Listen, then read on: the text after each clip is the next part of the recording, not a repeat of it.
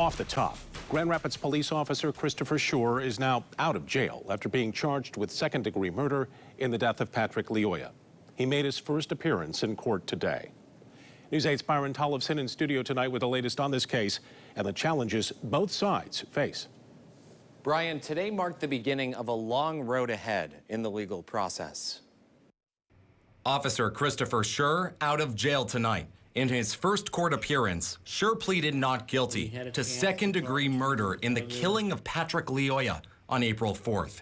The judge set bond at $100,000, and Schurr was released from Calhoun County Jail. The bond is influenced by a couple things. One, whether or not you're a flight risk and whether or not you're a danger to the community or to yourself, and none of those are in play here. Mark Dotson is a professor at WMU Cooley Law School. He is surprised that prosecutor Chris Becker charged Schurr with second-degree murder. The weight or the burden that is placed on prosecutor Becker right now, that's enormous. If people thought he had pressure before, he's got more now. If convicted, Schurr faces up to life in prison with the possibility of parole. Although Dotson believes the charge is justified, he says Becker's job won't be easy. I don't care what the charge is. There's a challenge inherent in just bringing charges against a police officer. At the same time, Dotson says Schurr has a tough argument to make. For him to walk away from this case, he's going to have to convince the jury that he thought he had to shoot him, that I was in fear of me being taken out or a great bodily injury coming my way if I did not take the actions that I did.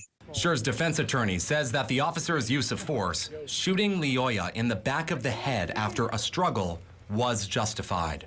I think that the jury's going to see clearly that he did everything he was required to do per department policy before lethal force was used. I mean, he took several steps to the point where he was exhausted and felt that he was in danger of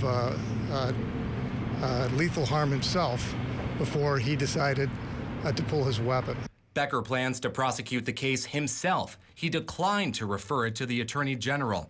Dotson says Becker will be blamed if he doesn't succeed in convicting the officer. Given the profile of this case, the fact that he charged with second degree, the target's on Mr. Becker. Everybody's watching this. Dotson predicts it'll be less than a year before this case goes to trial. Schurr is due back in court on June 21st. Brian?